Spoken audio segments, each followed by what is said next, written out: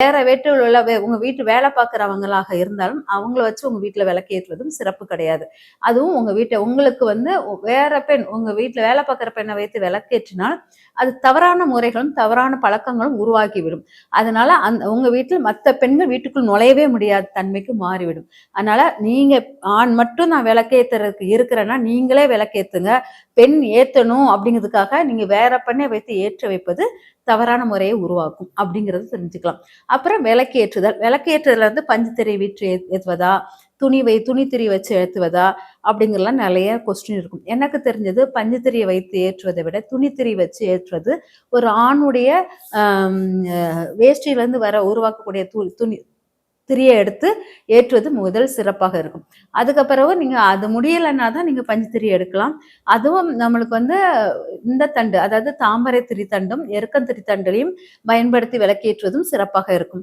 இதெல்லாம் நம்ம இந்த திரி ஏற்றுவதில் இந்த முறைகளும் நமக்கு சிறப்பாக இருக்கும்.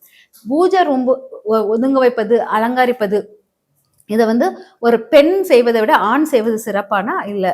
பூஜை ரூமை ஒதுங்க வைப்பதும் அலங்காரம் பண்ணுவதும் எல்லா போட்டோஸை துடைப்பதும் பெண் தான் செய்யணும். உங்களுக்கு முடிஞ்சிச்சோ முடியல செய்யுங்க, முடியலைன்னா கூட விட்டுருங்க, மாசத்துல ஒரு தடவையா செய்யுங்க. உங்களால செய்ய முடியலன்னு சொல்லிட்டு ஒரு ஆண் மேல அந்த ப்ரெஷர் கொடுத்து அந்த ஆணை வைத்து செய்ய வைப்பது அதுவும் தவறான முறையாக இருக்கும். அந்த ஆன்மீகத்துக்குள் ரொம்ப நாட்டமாக போக போக போக இல்லற வாழ்க்கை சரியாக நடக்காது. அதனால் ஆணை வந்து அதிகமாக பூஜை அறையில் புழங்க வைத்து கொண்டே இருந்தீங்கன்னா உங்களுக்கு ஆண் பெண்குள்ள இது வந்து ரொம்ப கேப் விழுந்துரும். கணவன் மனைவி ஒற்றுமைகள் சரியாக இருக்காது. அதனால ஆண்கள் வந்து அதிகமாக பூஜை அறையை புழங்குதல், பூஜை அறையை துடைக்கும் போது அவங்க சன்னியாசிய தன்மையை பெற போறாங்கன்னு அர்த்தம். அந்த தன்மைக்கு இல்லாட்டி வேற ஒரு உறவை நாடுவாங்க அப்படிங்கிற மாதிரி அர்த்தம். ஆனால் பூஜை ரூமை பெண் மட்டும்தான் கையாளணும். பெண் மட்டும்தான் கையாளணும், முடியாதுங்கிறது கிடையாது. தன் பிள்ளைகளை வச்சு அதை கையாள வைக்கலாம். ஒரு ஆண் வந்து மெச்சூரிட்டி ஆயிட்டான், ஒரு 18 வயசு நிரம்பிச்சுன்னா அந்த ஆணை வைத்து பூஜை ரூமை கிளீன் பண்ணதலோ இதுவோ பண்ண வேண்டாம்.